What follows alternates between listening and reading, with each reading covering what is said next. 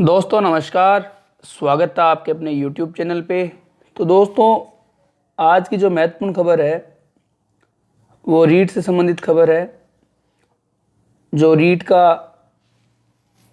Schedule सरकार ने भेजा था निर्वाचन आयोग को, जो पिछली बार निर्वाचन आयोग ने उसको वापस लौटा दिया था, रिटर्न कर दिया था सरकार को कुछ अमेंडमेंट के लिए। तो सरकार ने उसे वापस भेजा निर्वाचन आयोग के लिए कि ये भर्ती है, इसको करवाना है। तो निर्वाचन आयोग ने उस पर वापस क्या निर्णय दिया है। प्रदेश के 10 लाख बेरोजगारों के लिए बुरी खबर, रीट तीसरी बार अटकी, आचार संहिता के कारण अनुमति नहीं।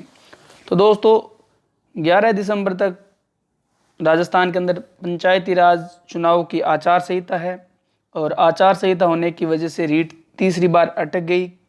जो पुटअप करी थी सरकार ने फाइल और निर्वाचन आयोग को भेजी थी, निर्वाचन आयोग ने वो वापस फाइल लौटा दी है। पूरी खबर देखते हैं। राजस्थान शिक्षक पात्रता परीक्षा रीट तीसरी बार अटक गई है।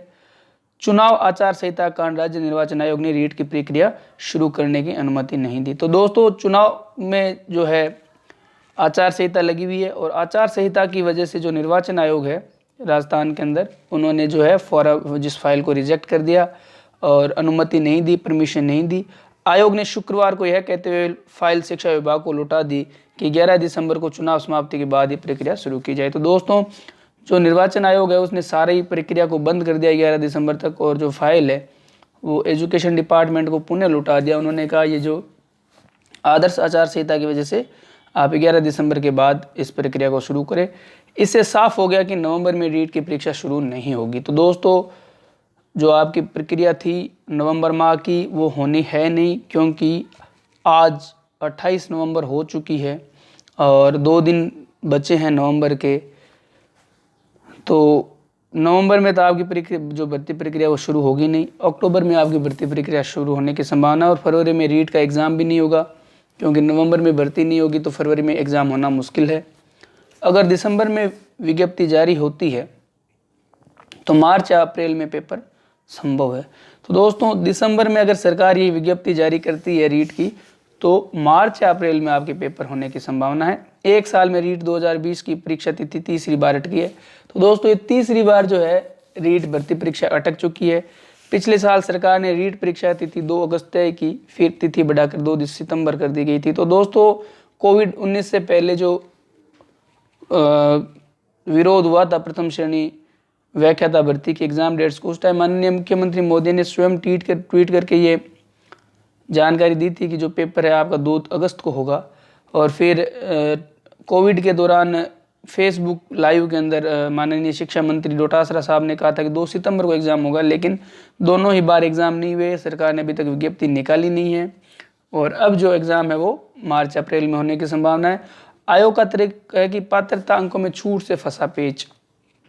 तो निर्वाचन आयोग इस बार रीट 2020 में ओबीसी, ईडब्ल्यूएस, एससी और एसटी सहित कुछ कैटेगरी में को पात्रता के अंकों में छूट दे रही है। सरकार जो है कुछ जो 60% का नियम है वो जनरल के लिए रखेगी, ओबीसी के लिए 55, एससी एसटी के लिए शायद और कम कर दे, ईडब्ल्यूएस के लिए और कम कर दे। तो इस प्रकार का जो अंकों में छूट देने का डिसाइड किया है सरकार ने।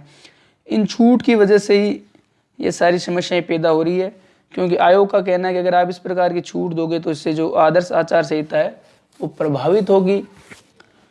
और अभी रीट पात्रता की लिए 60% प्राप्तांक अनिवार्य है। तो अभी तक जो रीट के लिए है 60% अंक प्राप्त करना अनिवार्य है, लेकिन सरकार भी इसमें छूट देने का कर रही है। सरकार रीट में अलग अलग कैटेगरी को 5 से 20% की छूट देने जा रही है। तो दोस्तों पहले जो पूर्ववर्ती कांग्रेस सरकार थी उस टाइम आरटेट होता था, उस टाइम भी जो राजस्थान सरकार थी मुख्यमंत्री अशोक गहलोत ही थे, तो उन्होंने उस टाइम 5-10% की छूट दे रखी थी। जनरल के लिए 60% था, ओबीसी के लिए कम था, एससी एसटी के लिए इससे कम था, जिसको लेकर काफ़ी विवाद भी पैदा हुए थे। तो वापस सरकार वही जो है कैटेगरी वाइज छूट देने जा रही है। इस कारण मामला आचार संहिता के दायरे में आ गया था और इसी वजह से जो मामला है वो आचार संहिता के दायरे में आया था। आयोग ने कहा कि वर्तमान में चल रहे चुनाव दिल्ली आधार पे हो रहे हैं। तो दोस्तों अभी जो चुनाव चल रहे हैं वो कांग्रेस व बीजेपी दोनों के सिंबल पे लड़े जा रहे हैं, और सिंबल पे जो चुनाव लड़ते हैं उसमें इस प्रकार की अगर छूट दी जाती है तो फिर उससे जो चुनाव है वो प्रभावित होते हैं, मतदाता प्रभावित होते हैं।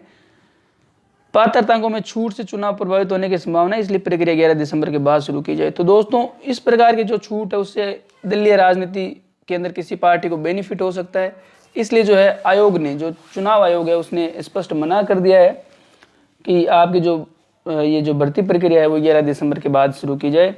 दोस्तों अगर सरकार चाहती तो इस भर्ती को नवंबर में विज्ञप्ति जारी कर सकती थी, लेकिन चूंकि आचार संहिता लग गई जिस वजह से ये भर्ती प्रक्रिया सरकार शुरू नहीं कर सकी। लेकिन हमें उम्मीद है, आप लोग भी उम्मीद करो, उम्मीदों पे संसार चल रहा है कि 11 दिसंबर के बाद आपकी भर्ती प्रक्रिया जरूर शुरू होगी। और जो राजस्थान माध्यमिक शिक्षा बोर्ड है वो ज़्यादा समय देता नहीं एग्ज़ाम कराने में, और कुछ सरकार की भी मजबूरियाँ रही होगी इस भर्ती प्रक्रिया को नवंबर तक नहीं करवाने की। तो इन सब चीज़ों को देखते हुए अब आपके पास दिसंबर के अलावा कोई ऑप्शन नहीं है। ज़्यादा डिमोरलाइज नहीं होए और आगे की तैयारी करें। दिसंबर के बाद आपके मार्च या अप्रैल में एग्ज़ाम हो जाएंगे। अन्य खबरों के लिए जुड़े रहिए चैनल के साथ। धन्यवाद।